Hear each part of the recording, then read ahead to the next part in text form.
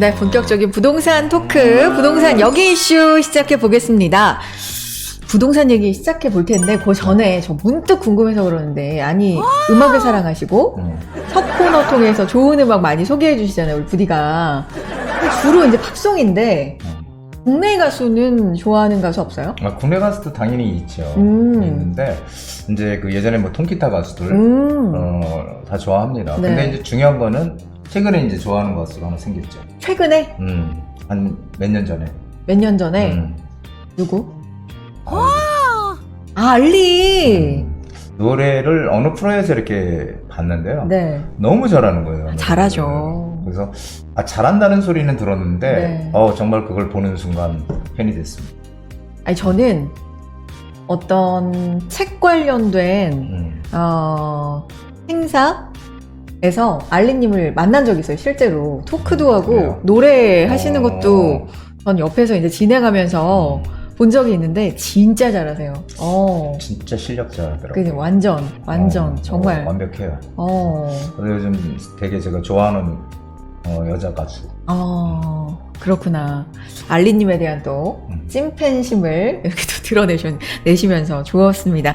알리님 언젠가 한번 인연이 돼서 또 만나도 너무 좋겠네. 저희 그렇죠? 채널이 많이 네. 구독자가 많아지면 네. 가능할 수도 있겠죠. 좋아요. 그날을 꿈꾸면서 부동산 토크 본격적으로 시작해 보겠습니다. 첫 번째 이슈입니다. 집값 떨어졌다더니 주택시장은 치킨게임 중이라는 기사가 있는데 무슨 얘기냐면요.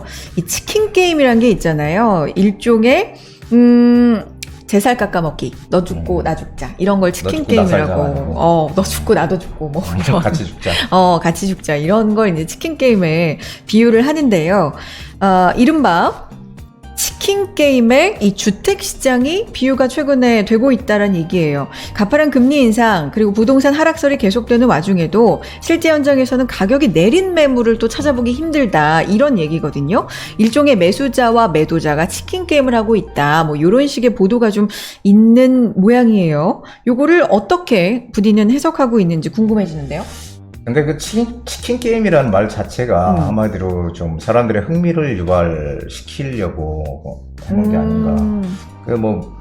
그게 무슨 극단적으로 가는 상황은 아니잖아요. 네. 당연히 이 집을 가지고 있는 사람들은 어쨌든 좀 더 유리한 쪽으로 움직이려고 할 거고, 그리고 또 사는 사람들도 유리한 쪽으로 움직이려고 하잖아요. 네. 그래서 그건 뭐 당연히 이 투자하는 사람들의 가장 기본적인 욕구라고 저는 생각을 하기 때문에 이것은 뭐 그냥 그 하나의 어떤 기사를 좀 띄우기 위한 그런 홍보성 멘트가 아닌가 싶어요. 그러면 팩트 확인을 좀 해봐야 될 것 같은데 이게 요지가 집값은 내렸다. 근데 매물은 없다는 게 이제 요 기사에서 말하는 바거든요. 요걸 어떻게 보면 좋을까요? 집값이 정확하게 얘기하면은 네. 집값이 내린 데도 있고 오른 데도 있는 거죠. 그래서 오른 데는 올랐고 내린 데는 내렸다. 그게 뭐예요? 그러니까 한마디로 얘기해서 지난주인가 신문 기사도 났거든요. 고가 아파트들 이런 좀 입지 좋은데 네. 고가 아파트도 오히려 신고가 갱신했다는 네. 기사도 나온 적이 있고요. 그래서 지역적으로 이게 떨어진데 아니면 오른데 이렇게 있는 거지 전체적으로 다 떨어지고 오르고 다 전부 떨어졌다 이거는 아닌 것 같고요. 그래서 제가 늘 얘기했지만 지금 시장은 양극화가 정말 심해지는 시장이 될 것이다라는 얘기를 많이 했잖아요. 근데 그것이 이제 뭐 점점 더 현실화 돼가는 게 아닌가 싶어요. 양극화가 계속해서 심해질 것이다 라는 말씀이신데 요것도 확인해 봐야 될 것 같아요. 매물은 늘었고 거래는 줄었다. 거래가 통 없다라는 건 뭐 몇 달째 지금 이어지고 있는 현상이거든요. 요것도 한번 확인해 볼까요? 매물과 거래량? 그 거래량이 그 매물이 늘은 거는 지금 현 정부에서 내년 5월 9일인가요? 5월 네. 9일까지 1년 동안 양도세 한시적으로 중과를 배제한다라는 대책이 나왔잖아요. 네. 그러다 보니까 조금 이 다주택자들이 조금 숨을 돌릴 기회가 생긴 거고 그 안에 매도를 하게 되면은 어쨌든 세금적인 측면에서 양도세 엄청 절약이 되거든요. 네.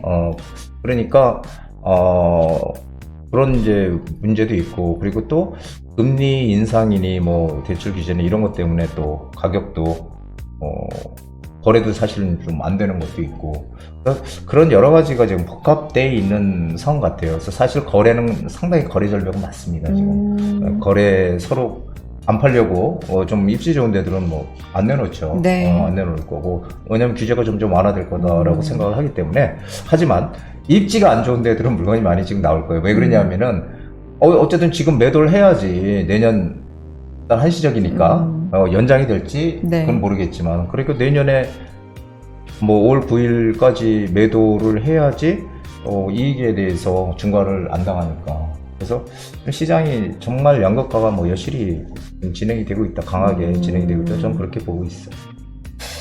그러면 일단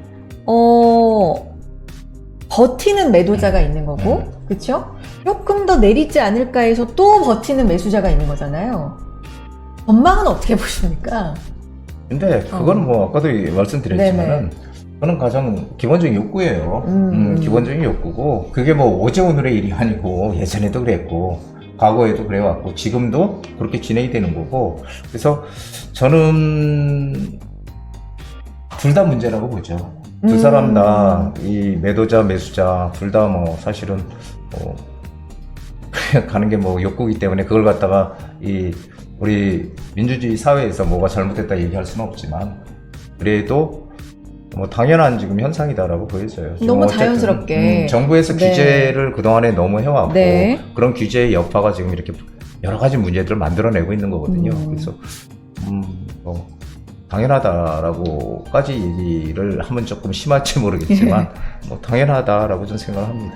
사는 사람은 당연히 조금이라도 그건 싸게 사고 그렇잖아요. 싶고 예, 맞죠. 파는 사람은 조금이라도 당연히 비싸게 팔고 싶고가 뭐 집만이 아니라 모든 거래에 있어서 좀 그런 거 아니겠습니까? 그렇죠. 가장 기본이죠. 그렇죠.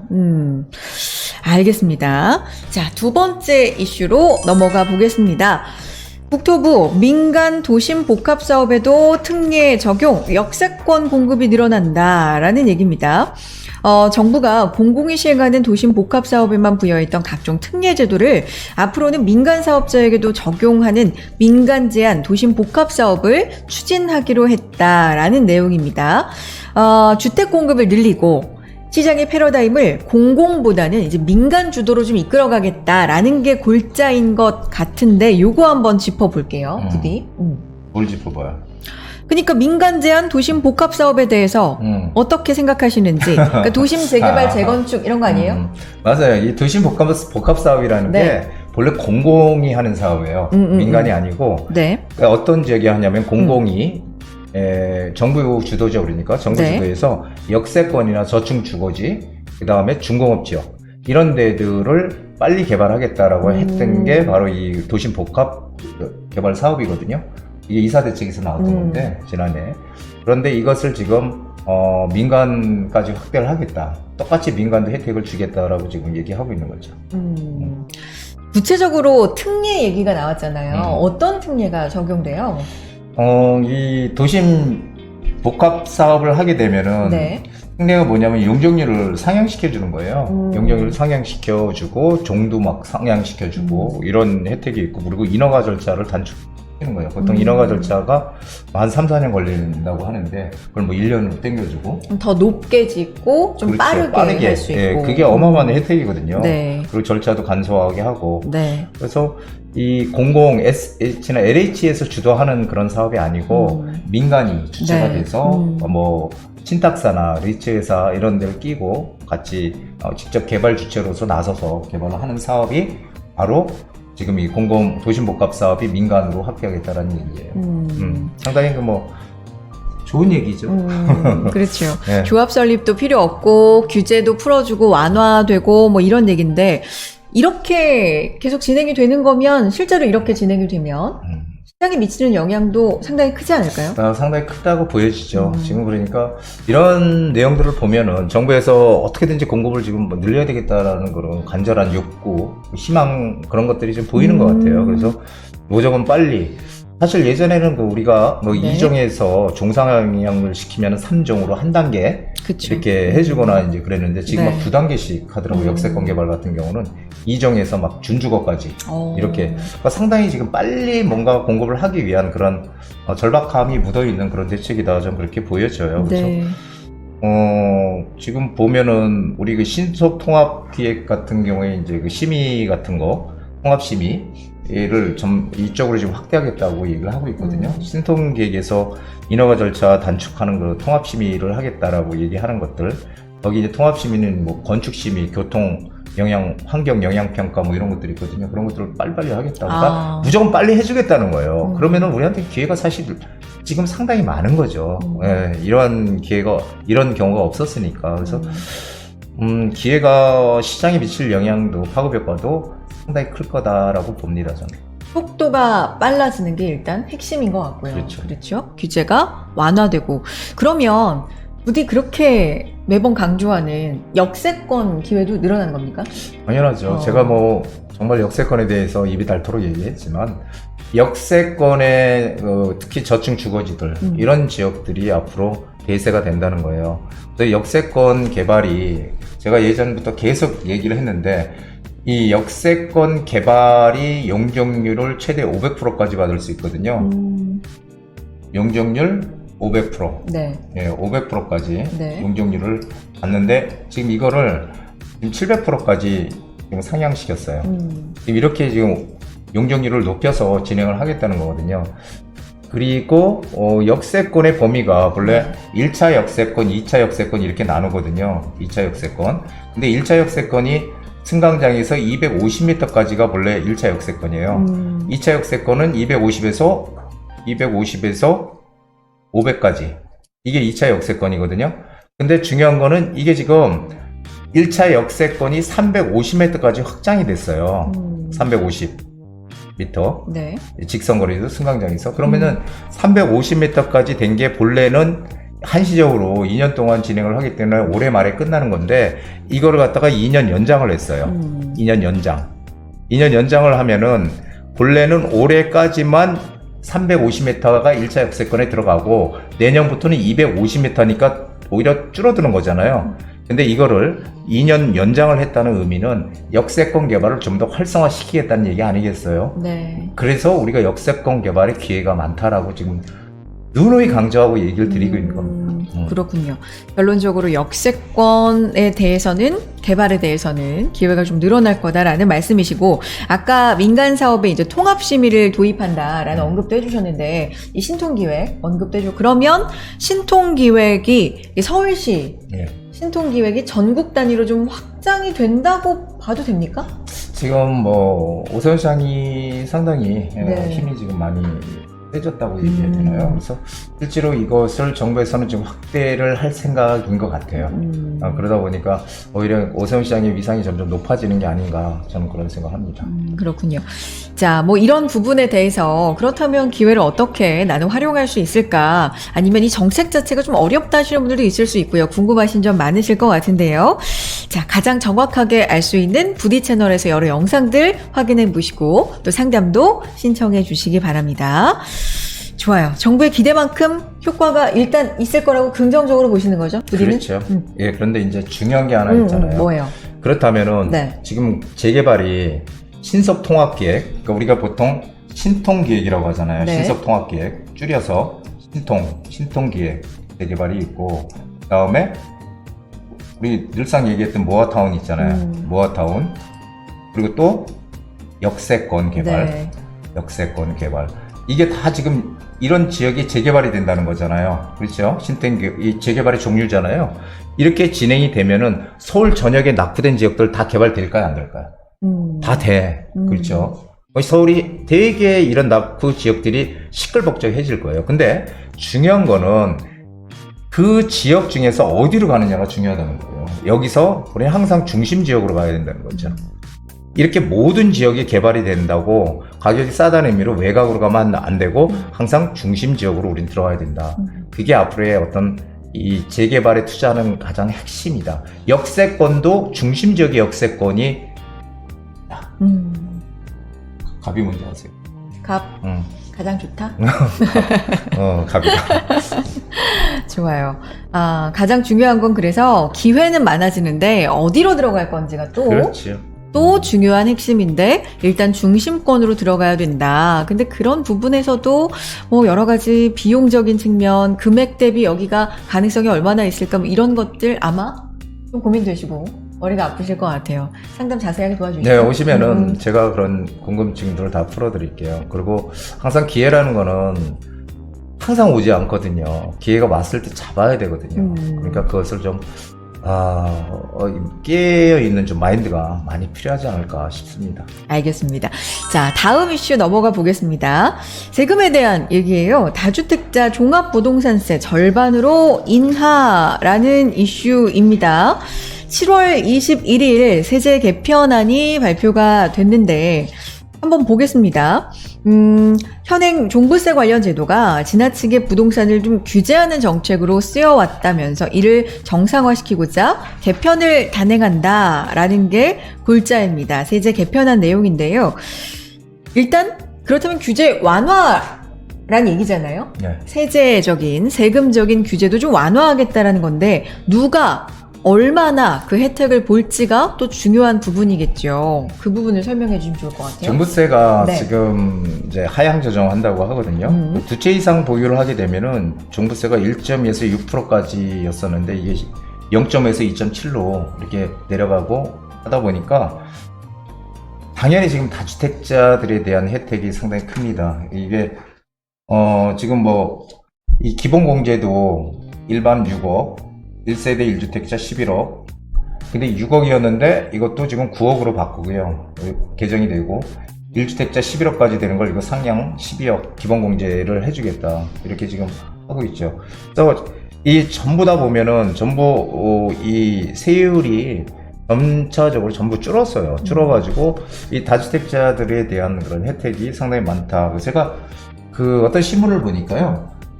한마디로 이 종부세에 대한 그런 어떤 완화가 다주택자들만 혜택을 본다는 식으로 이렇게 기사가 나온 기사가 있었어요. 네. 그래서 저는 그런 것들은 너무 편향된 시각이 아닌가라는 생각을 하면서 봤습니다.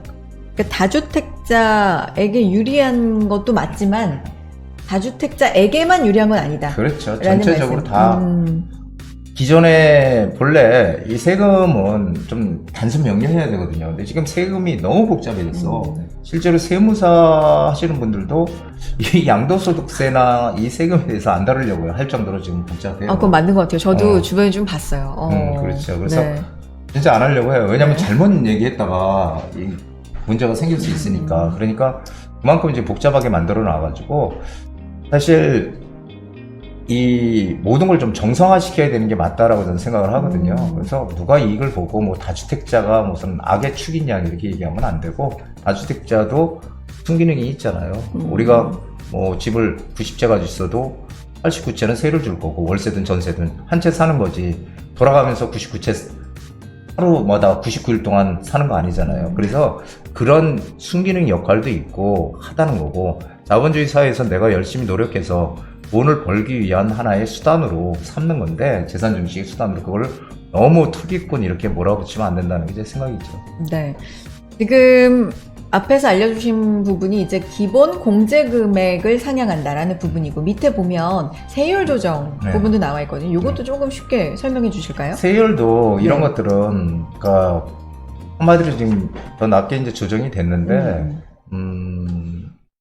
금액별로 이렇게 조정이 네. 되어 있어요. 그래서 세금 문제는 항상 그 세무사한테 전문가한테 물어보시는 게 좋을 것 같아요. 맞습니다. 그래서 제가 얘기할 수 있는 거는 한계가 있기 때문에 그러면 이렇게 종부세 과세 기준이 바뀌는 건 전반적으로 볼 때는 바람직한 방향이라고 보세요? 네, 그리고 지금 그 여태까지는 우리가 주택수로 세금을 더 많이 네. 매겼잖아요. 1주택, 3주택이 더 많고 2주택. 이제는 그 주택수가 아니고 가액으로 하겠다는 거예요. 근데 저는 이게 상당히 상식적이지 않나 생각이 돼요. 왜냐면은 주택 한 채 가지고 50억짜리 한 채 가지는 사람하고 6억짜리 5채 가지는 사람하고 어떤 게 더 비싸요? 그렇잖아요. 50억. 한 채 네. 가지는 사람이. 근데 한 채 가지는 사람은 혜택을 본단 말이에요. 이건 다주택자니까 오히려 불이익을 좀 더 당하고 그러니까 그런 것들이 불합리해서 가액으로 하는 게 맞다. 총 가액. 그게 바로 바람직한 방향이 아닌가 해서 그런 거는 저는 올바르다라는 생각을 합니다. 그러면 조금 더 이제 와닿게 예를 들어주시면 좋을 것 같은데 네. 다주택자 종부세 세제 개편한 전후에 그러면 이렇게 변한다라는 거예요. 좀 더 이제 직관적인데 설명해 주시면. 이게 이제 종합부동산세 세제 개편 전후, 네. 세제 개편안 전후 비교해가지고 네. 2주택자, 3주택자 해가지고 뭐 레미안 프루지오 한 채 가지고 있고 음아파트 한 채 가지고 있고 두 채 가지고 있는 거죠. 2주택자. 세제 개편제는 8,797만 원. 세제가 개편이 되면 4,240만 원. 거의 절반 가까이 주는 거죠. 절반 이상 주네요. 절반 이상 줄고 3주택자도 아크로 리버파크, 음마아파트, 잠실호 단지 다 좋은 거예요. 그렇죠? 다 비싼 건데 우와. 이게 세제 개편제는 2억 8,964만 원이 나오는데 이게 47.4%가 내려가서 1억 5,246만 원. 이렇게 세제 개편은 이렇게 거의 절반 정도 준다고 보면 될 것 같아요. 그러니까 상당히 지금 혜택이죠.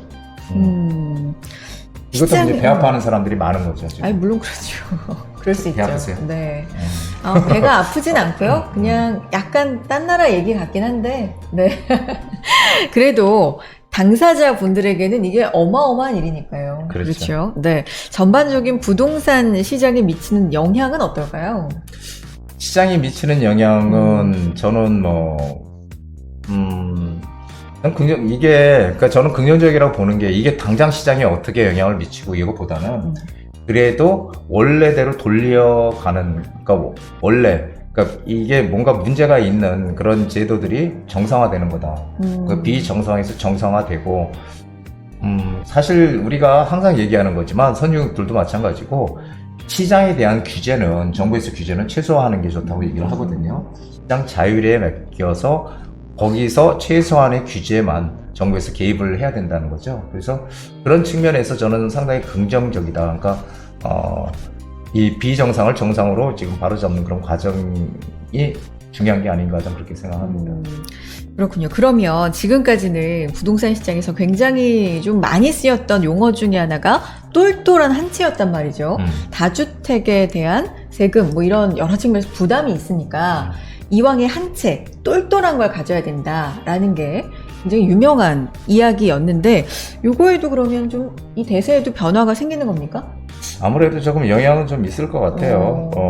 원래대로 보면은 우리가 이제 집을 여러 채 가지고 있으면은 지금 말씀하신 대로 세금이 가장 많이 나오는 입지 좋은 것들을 남겨놓고 어떤 데 매도하고 뭐 이렇게 됐다면 조금 그런 것들이 서서히 조금 줄어들지 않을까. 금방 없어지지는 않겠지만 네. 상당히 심리적으로도 좀 완화가 될 수 있지 않을까라는 게 제 생각인데 두고 봐야 되겠죠. 그렇죠. 네. 네. 네. 오늘 소개해드린 내용도 아직은 이제 개편안 단계니까 조금 더 이 상황이 진행이 되는 대로 부디 채널 통해서 업데이트 해드리도록 하겠습니다. 자, 궁금하신 내용 전화와 문자 그리고 이메일 또 네이버 폼 이용해서 언제든지 보내주시고요. 상담 신청도 해주시기 바랍니다. 부디의 부동산 고민 타파 시원하게 또 해결해 드려야 되겠죠? 고민 타파 이어갑니다.